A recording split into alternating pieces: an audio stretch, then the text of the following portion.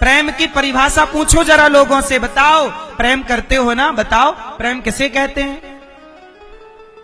पूछो लड़कियों से जो लड़कों से प्यार कर बैठती हैं, लड़कों से पूछो जो लड़कियों से प्यार कर बैठते हैं। ये प्यार नहीं है, ये जवानी का शारीरिक अटैचमेंट है, शरीर का एक लगाव है शरीर से, लड़का का लड़की से, लड़की का लड़का से। और ये लगाव जो है ये जवानी में ये होता है। यदि संस्कार नहीं है तो ये अटैचमेंट गलत रास्ते पर चला जाता है। यदि संस्कार है तो आदमी अपने आप को समझा बुझाकर सही रास्ते पर ले ही आता है। समझाना किसे है? स्वयं को, क्योंकि जैसे ही आपकी जवानी आएगी वैसे ही आपका मन चंचल होगा, अपने आप लड़कियों की तरफ लड़कों की तरफ मन जाएगा। और इसी चक्कर में लड़कियों का मन जाता है, किसी मुसलमान से प्यार कर लेती हैं, वो ले जाके उसे 10-5 लाख में बेच आता है, वहीं से लव जिहाद चालू हो जाता है। मैं सवाल पूछूं आप सबसे, बताओ लड़की और लड़के जो स्कूल कॉलेज के लड़का लड़की प्यार करते हैं, ये प्यार है? आप लोग इसे प्रेम कहोगे? क्या कहोगे इसे? जोर से कहो, क्या कहोगे बताओ? सुनो मेरी ये बात अपनी हर बेटी को समझाओ, खुल के बात करना सीखो अपनी बेटियों से। आजकल अपने बेटों से, तुम्हारे बच्चे सब जान रहे हैं, आजकल इतना एडवांस टेक्नोलॉजी है कि सब जान गए बच्चे। इसलिए बातें खुल के करना सीखो। यदि भविष्य ठीक चाहते हो तो अपनी बेटियों से पूछो कि बेटा तुम, एक लड़की मेरे पास आई, बोले गुरुजी मैं इस लड़के से प्यार करती हूँ। लड़का भी था। मैंने कहा भाई साहब बता। लड़का बोला गुरुजी मैं इस लड़की से प्यार करता हूँ। मैंने कहा कर, मेरे से क्यों बोल रहा? लड़के ने कहा गुरुजी हम दोनों शादी करना चाहते हैं। हमने कहा कर लो। बोला हमारी माँ तैयार नहीं है। लड़का बोला मेरी माँ तैयार नहीं है। मैंने कहा जब माँ तैयार नहीं है ना तो बेटा शादी मत करो। बोला गुरुजी मैं इस लड़की के बिना जी नहीं सकता, मैं इसी से प्यार करता हूँ, इसी से विवाह करूंगा। मैंने कहा फिर तेरी माँ का क्या होगा? माँ तो मना कर रही है, तेरा बाप तो मना कर रहा है, माँ बाप का क्या होगा? तो लड़के ने बोला कि मैं अपने माँ बाप को छोड़ दूंगा। मैंने उस लड़की की तरफ देखा और मैंने उस लड़की से कहा बेटा जो लड़का अपने बाप का ना हो सका, अपनी माँ का ना हो सका, वो तेरा क्या होगा? जिस माँ ने इसे मलमूत्र धोया है इसका, इस माँ ने इसकी तेल मालिश करी है, पढ़ाया लिखाया योग्य बनाया, इसकी माँ इसे 25 साल पहले मिल गई थी। 25 साल से माँ इससे लाड़ प्यार कर रही है और तू लड़की इसे केवल 2 साल पहले मिली है। 2 साल के प्यार के लिए 25 साल का प्यार छोड़ने वाला समझदार तो नहीं हो सकता ना मेरी माँ। मैंने उस लड़की से कहा बहन ये लड़का तेरे से प्यार नहीं करता। सुनो मेरी बहनों, कोई लड़का आपसे कहे कि मैं आपसे बहुत प्यार करता हूं तो उसे पलटकर जवाब दो क्यों? मेरे से प्यार क्यों करते हो? क्या तुम्हारी माँ नहीं है प्यार करने के लिए? क्या तुम्हारी माँ तुमसे प्यार नहीं करती? क्या तुम्हारा बाप तुमसे प्यार नहीं करता? क्या तुम्हारी बहन तुमसे प्यार नहीं करती जो तुम मेरे से प्यार करने चले आए? सुनो मेरी बहनों, कोई भी लड़का, कोई भी लड़की, कोई भी आपसे प्यार नहीं करता। कोई आपसे प्यार क्यों करेगा? कोई भी आपसे प्यार नहीं करता। आपसे प्यार करती है तो केवल आपकी माँ, आपसे प्यार करता है तो केवल आपका पिता।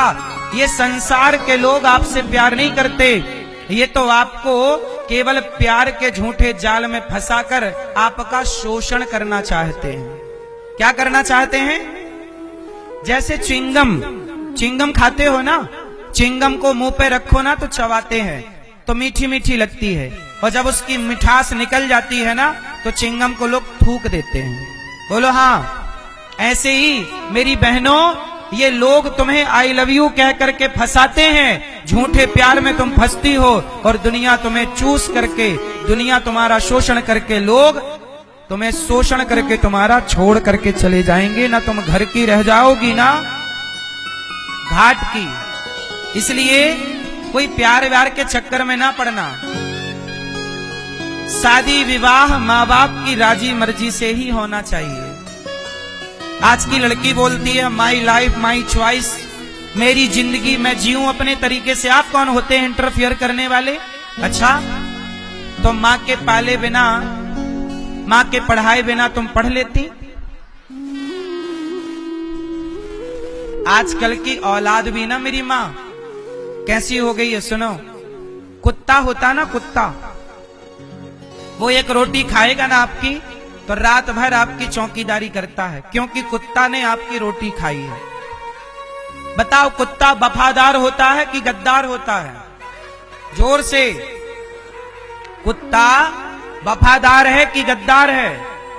कुत्ता वफादार है, मालिक की रोटी खाता है, पूंछ हिलाकर रात भर चौकीदारी करता है। लेकिन आज की कुछ औलादें अपने माँ बाप की रोटी खाकर, माँ बाप से पढ़ लिख करके, माँ बाप के पैसे पर ऐशो आराम करके और माँ बाप को छोड़ देते हैं किसी लड़की किसी लड़के के लिए।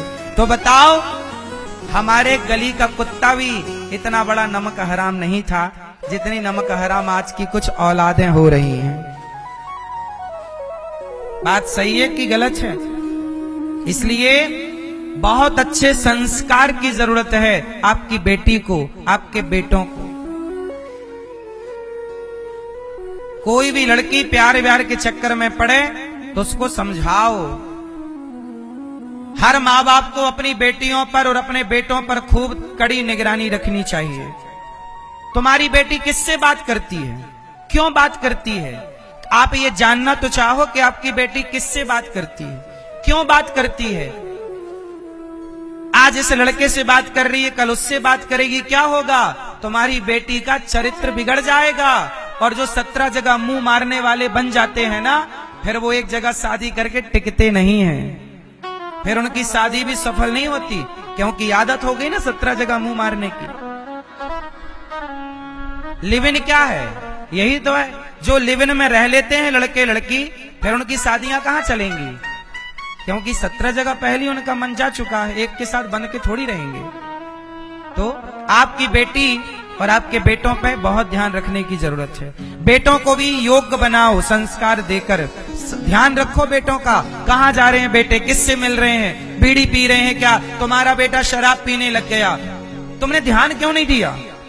तुम्हारी दौलत का कोई अर्थ नहीं है, तुम्हारे बच्चे ही तुम्हारी दौलत हैं। तुम्हारे बच्चे बिगड़ गए तो दौलत को बिगड़ने में टाइम ना लगेगा, और तुम्हारे बच्चे बन गए तो दौलत बनने में भी टाइम ना लगेगा। सच्चाई तो ये है कि तुम्हारी दौलत तुम्हारे बच्चे ही हैं। ये बात सही है कि गलत है?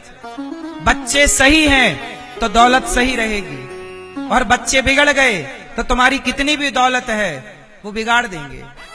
इसलिए पूत कपूत तो क्यों धन संचय, पूत सपूत तो क्यों धन संचय। कहावत इसलिए हर माँ बाप को बेटे को योग्य बनाना है। कितने लोग मेरी बात से सहमत हैं कि बच्चों को योग्य बनाने में माँ बाप को जी जान लगा देनी चाहिए, लगानी चाहिए, काबिल बनाओ।